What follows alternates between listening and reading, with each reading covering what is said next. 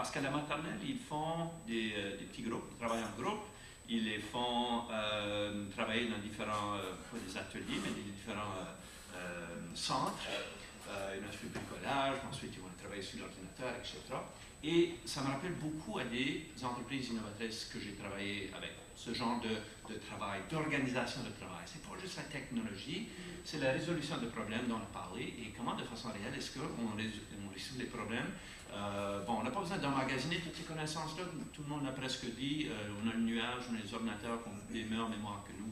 Mais c'est comment on fait pour résoudre ces problèmes-là ensemble.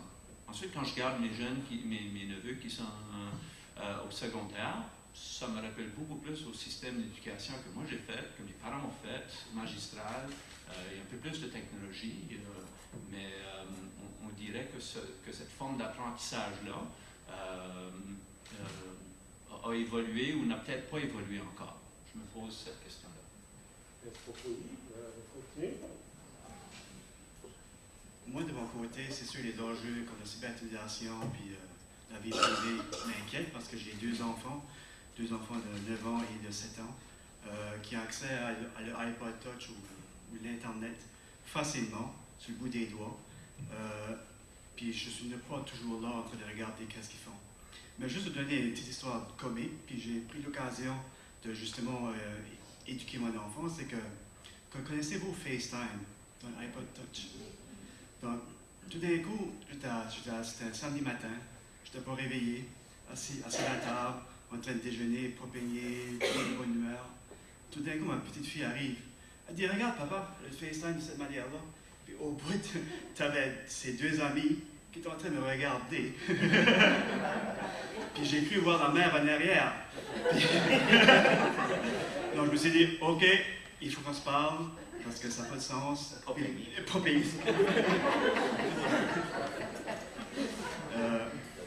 C'est ça là. J'ai pris l'occasion à un moment donné de parler un peu du vie privée, du respect, du cyber-respect.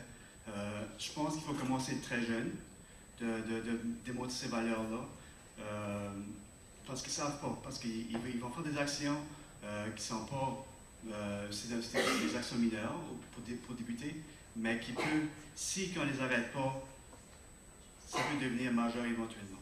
Donc c'est mieux les attaquer si vous voulez, ou bien tuer le monstre quand il est petit. Donc, c'est le bon temps de le faire. Merci.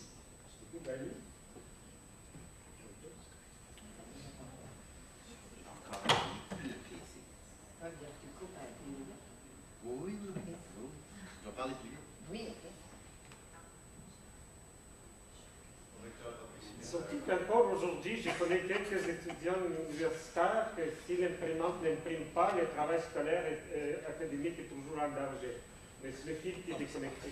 C'est papa qui le fout, avec ses vieilles compétences. 20e siècle. Vous avez juste besoin de tourner la tête. Vous allez. Ah, ok, je vais faire ça. Oh non, ça va. Écoutez, les TIC sont de la technologie, c'est une branche de la technologie, qui sont le fruit de l'activité humaine. Alors, ils seront toujours un couteau, lame à deux tranchants. Je reviens sur ce que Danny mentionnait. Qui éduque nos jeunes? Ici, vous avez des jeunes qui affichent librement qu'ils ont acheté de la boisson en dessous de l'âge, qui mettent ça dans Facebook. Alors, quel beau portfolio électronique ou quel beau curriculum vitae. C'est qui enseigne l'identité numérique chez nos jeunes? Puis vous, c'est quoi votre identité numérique? Jeanne se posait la question. Alors, ce sont des enjeux. Il y a des enjeux de société, plusieurs. Il y a des enjeux, bien sûr, économiques par rapport à la compétitivité et tout ça. Et bien sûr, en éducation, ben, il serait très, très, très simpliste de blâmer la technologie. C'est l'activité humaine. C'est qu'est-ce qu'on fait. Alors, il y a des pratiques exemplaires, il y a des contre-exemples. Alors, on a plusieurs choix. Si à l'école, on ne prend pas le temps d'éduquer nos jeunes et de s'en servir, de leur apprendre qui va le faire. Alors, il faut que la littératie numérique, une utilisation judicieuse, fasse partie de l'école. Alors, on dit tout le temps, mieux vaut contrôler que mieux éduquer que contrôler. Vous avez tous les outils avec les directives, comme vous aviez à gérer de toute façon des problèmes de discipline en salle de classe. Des ressources, je vous les ai placées, excellente ressource. Deux autres conseils dont je vous parle, il faut arroser les fleurs technopédagogiques afin qu'elles envahissent justement la mauvaise herbe technocentrique. Et surtout, on a parlé d'équité justement tantôt, il faut absolument servir des technologies pour contrer l'iniquité, être inclusif et favoriser des accès différenciés, personnalisés et individualisés à l'apprentissage partout, par tous et en tout temps. Et particulièrement une touche qui m'est à cœur, c'est en tant que francophone, il faut absolument publier, afficher, Bernard le mentionnait tantôt, affirmer notre identité afin de ne pas être assimilé par le web anglo-dominant. Notre cher ancien sous-ministre Roger Doucet le faisait. Et comme personnel en éducation, je vous invite à réfléchir toujours comment puis-je changer mes pratiques d'enseignement et d'apprentissage, comment je peux changer mon environnement d'apprentissage, puis bien sûr, comment je peux me servir des technologies pour être plus équitable envers ceux qui n'en ont pas. Vous avez le texte, je vous remercie. Merci beaucoup, Marc-André.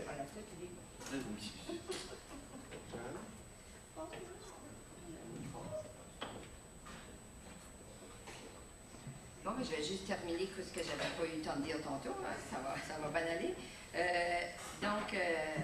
Au niveau de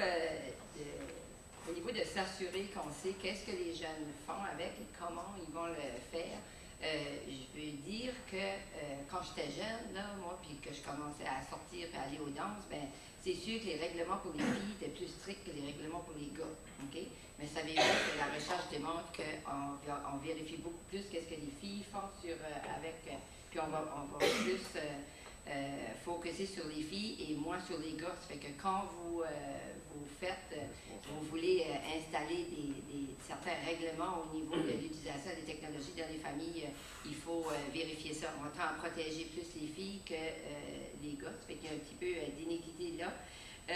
Aussi, quand on parle de compétences numériques, il faut aussi, c'est sûr qu'on est tous dans les domaines de l'éducation, mais un petit peu comme Patrick disait, il faut aussi parler des compétences numériques parentales.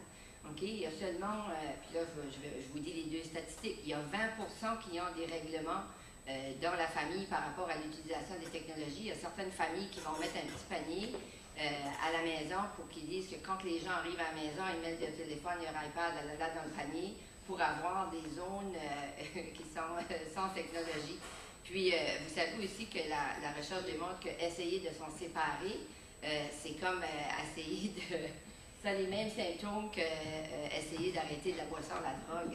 Il y a vraiment des symptômes qu'on doit vérifier. Je vais aussi parler, ça fait qu'il y a 80% des parents qui n'ont pas. Puis les 20% qui ont des règlements par rapport aux technologies, souvent c'est juste par rapport au temps et non au contenu. Puis vous savez, dans les besoins de base de Maslow, hein, il y a combien de besoins de base à Maslow? 7, hein, c'est bon. 5, on a tout appris 5, mais il n'y en a pas 5. Finalement, il y a écrit d'autres, mais on ne les a pas pris en considération, je ne sais pas pourquoi, mais l'important, tu en parlais tantôt, c'est de comprendre, faire comprendre l'importance des technologies, mais aussi comprendre quels sont les enjeux. Il y a beaucoup de positifs, mais aussi de s'assurer qu'on parle aussi du négatif. Et finalement, la chose de la télé que j'avais oublié de vous dire, j'ai commencé avec la télé, je vais finir avec la télé. Vous savez qu'on est toujours, comme société, très content de dire qu'on a des émissions qui sont éducatives, mais récemment, Donna Hancock Hoskins disait qu'il y avait un chercheur qui avait découvert que plus on regardait des émissions éducatives, plus on devenait agressif.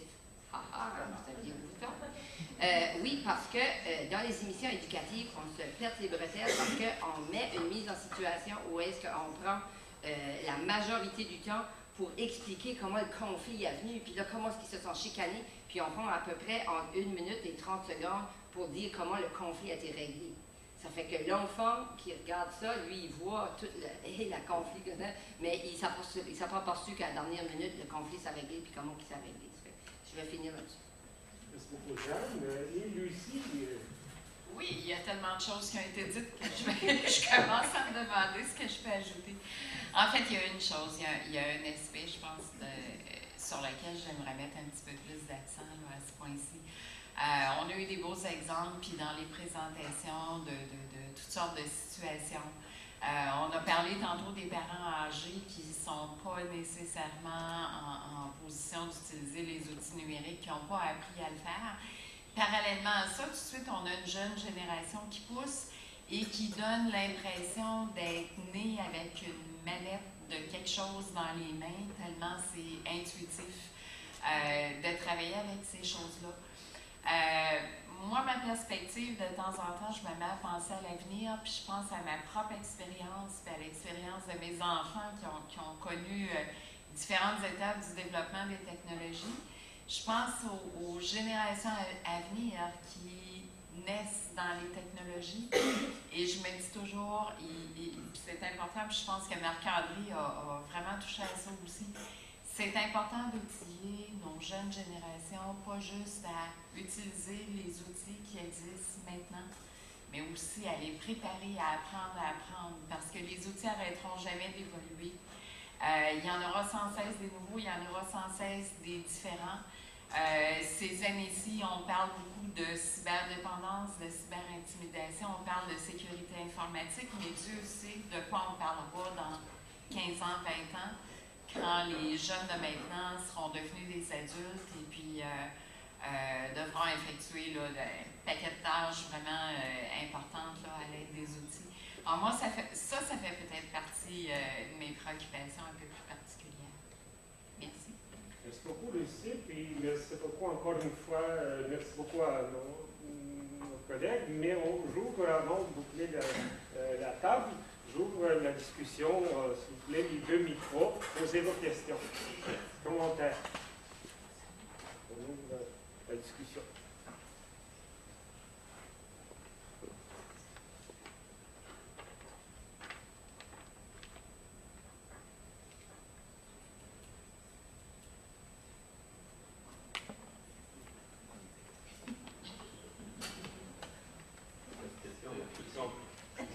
Compris. Oui, avec les... Oui, s'il vous plaît. Je ne sais pas, je pourrais peut-être crier. Je pourrais peut-être parler plus fort. Mais moi, je suis préoccupée par rapport à l'identité acadienne numérique sur iPad, iPhone. Quand on regarde dans ce... Moi, je suis un peu pédagogue, je viens du Prince-Édouard. Et quand nos jeunes veulent faire des jeux vidéo, des activités éducatives, on sait que TFO a déjà mini TFO pour plusieurs choses. Hein? Nous autres, ici en Acadie, on a besoin de... Je vais utiliser l'anglicisme, la SPIBE, là. Et je sais qu'il y a plein de beaux projets qui germent dans les régions. Moi-même, j'en ai un. Je travaille avec l'Université de Moncton afin qu'on puisse faire se donner notre propre identité acadienne sur le web. Lorsque mes élèves de l'île du Prince-Édouard vont vouloir peut-être apprendre l'orthographe, les mathématiques, les sciences, ils vont pouvoir aller en ligne et avoir un jeu avec une petite étoile acadienne. Alors c'était juste, j'aimerais vous entendre là-dessus. Qu'est-ce qu'on peut faire afin d'assurer la présence de l'Acadie dans les jeux sur toutes les plateformes?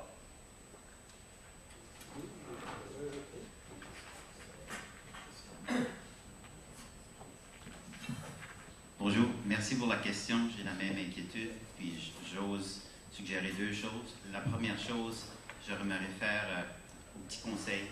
Je crois